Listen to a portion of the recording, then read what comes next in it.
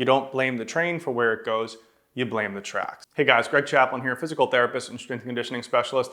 And in this video, we're gonna be talking about what to do about a weak and unstable left shoulder. If you're having weakness in your left shoulder and you can't seem to figure out why, and none of the traditional shoulder and shoulder blade exercises are working for you, then you're definitely gonna wanna watch this video. We're gonna go through one very essential movement skill and explain the underlying root cause of this weak and unstable left shoulder. So without further ado, let's go ahead and jump right in.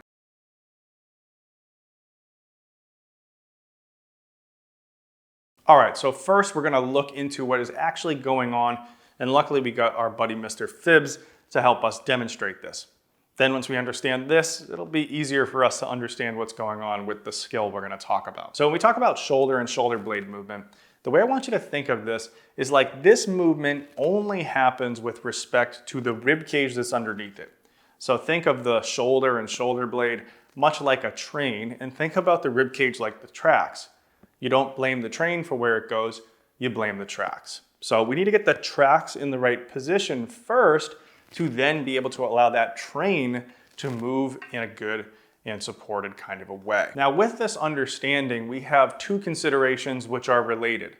So we have the rib cage position, which is more of where the rib cage is located in space in terms of our center of gravity. And then we have the shape itself. So how compressed is that rib cage versus how expanded is that rib cage? And these tend to go together to some extent, but just understand they're not quite exactly the same. The position we can influence just by moving, and the shape we're going to influence more through breathing. So with that being said, when we look at the position that comes with a weak and unstable left shoulder, what we typically have is a rib cage that is orienting to the right. So we're side bending the right side down like this, and that opens up this left side here and holds it in an expanded position. An expanded position is great for creating space within a shoulder, but it's not great for force production. So if we're experiencing weakness and instability, what we're really experiencing is a lack of ability to produce force. So this position of being opened up like this also usually comes with a rib cage that is more expanded in nature and has an inability to compress. Now in terms of breathing, that's usually going to be being unable to get a good full exhalation and get the ribs to come into internal rotation. Now this inability to internally rotate the ribs then trickles up to the shoulder as an inability to posteriorly tip or externally rotate the shoulder blade, and an inability to internally rotate the proximal aspect of the humerus. Now I know that's pretty complicated, but the big picture here is that all of those motions, rib internal rotation, posterior tipping and external rotation, as well as internal rotation here at the upper arm, are all compressive strategies. So big picture wise, we need to change the position of the rib cage to be more conducive to compression and force production. And then we need to reestablish those compression-based exhalation mechanics to further help us get the joints into the proper position. All right, so now to achieve this, we need to first think about where is that rib cage in terms of our center of gravity. So if we take this right shoulder and we pull it down to the right side, we're gonna get more weight through that right foot.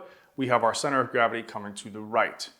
If we take this side and we do the same thing back the opposite way, we're gonna get the center of gravity coming more through that left foot. And part of being able to press up through that left arm, as in like an overhead press, or if we're just trying to get under that arm, is the ability to root through the ground. So we wanna be able to at least bring that left side over enough where we have equal weight distribution between the 2 feet. And in the case of more of a single arm kind of a press, we might come over even a little bit more.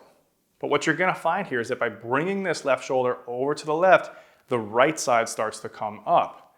Positionally speaking, now we're in a better position for compression on the left and a better position for expansion on the right. You'll also see that if you had a right shoulder being lower, just by coming over here to the left, you begin to level out that height. Now, in some cases, if you have a right rib cage that's down and you have two shoulders that look like they're the same level, if we then go to the left, it might look like your right shoulder's higher, and that's a topic for another conversation. But step one here is to come over to the left to square the shoulders or even start to bring the left shoulder a little bit lower. Now from here, we can start to reach. And there's a couple of different ways we can go about this. So usually we'd want to start at reaching at about a 90-degree angle. That's going to be a nice compressive position to help restore those mechanics of internal rotation. So that's usually a good place to start. Doesn't require a ton of range of motion, but it is going to help us get into that compressed position. One of the things you want to watch out for here is when you make that adjustment and then you go to reach, you want to make sure you don't have to tip your rib cage back into extension to get there. And if so, you probably want to use a little bit lower angle on the reach so you're not having to arch back. Now, once you're in this position of left shoulder over to the left a little bit more, shoulder square, we're going to start to reach up and slightly out on an exhale. So we can do this with both arms if we want to start, but in most cases, we want to usually just use the left. So we're reaching out with the left side, keeping that left shoulder down. What we want to think about is rooting through the ground by having that rib cage coming down slightly, outer abs engaging. And we want to think about, as we're reaching, allowing the lower part of that scapula to come around the rib cage. So if I'm reaching here, you think about this very lowest part, just wrapping around as this upper part here stays back a little bit. And that's going to get us into a little bit more of a compressive position within that scapula, which is then going to allow us to turn in at that upper arm. Now, once you've got that skill down of bringing that rib cage to the left, reaching at about that 90-degree angle, getting that scapula coming around the rib cage while the rib cage is stable and rooted down to the ground, then we want to advance this skill by beginning to reach overhead. And as we reach overhead, what we want to avoid is the tendency to need to come up into that expanded position and get the weight over the right side, but instead we want to be able to reach up while still rooting down through that left side, feeling the shoulder girdle elevate as that rib cage stays relatively depressed. Now we're going to do the same thing with the breathing here. Exhaling as we're going up, ribs down as the shoulder girdle comes up and around. Once again, thinking about this angle here, coming up and around to under the armpit. We can repeat that, doing a nice easy breath in this position. We're going to maintain a little bit of compression here on this left lower rib cage. We're going to feel expansion probably through that right side, maybe a little bit in the uppermost parts of this rib cage on the left side, and then we can repeat the exhale as we reach. Shoulder girdle and arm coming up, rib cage staying down. Inhale, exhale, weight through the left foot, ribs down, shoulder girdle up. Now, if you're like me, that skill can be kind of hard to put together. So here's a little bit of a cheat that you can use to get there a little bit easier. So if you take your right arm, you just reach way, way up, and you allow that rib cage to pop up side to side, eventually, if you reach high enough, you'll get over that left foot, and that left rib cage will be down. Now from here, if you take your left hand, you exhale, reach down, now you can get this rib cage to be over the left side and rooted down.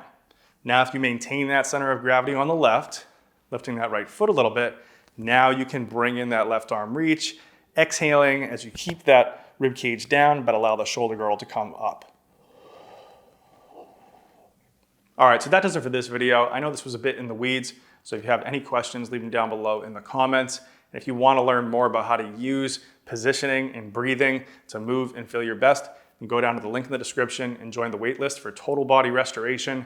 We'll be working together in a group setting for 12 weeks to learn everything I know about posture, breathing, and movement so you can feel your best and get back to the activities you love. All right, so until next time, peace.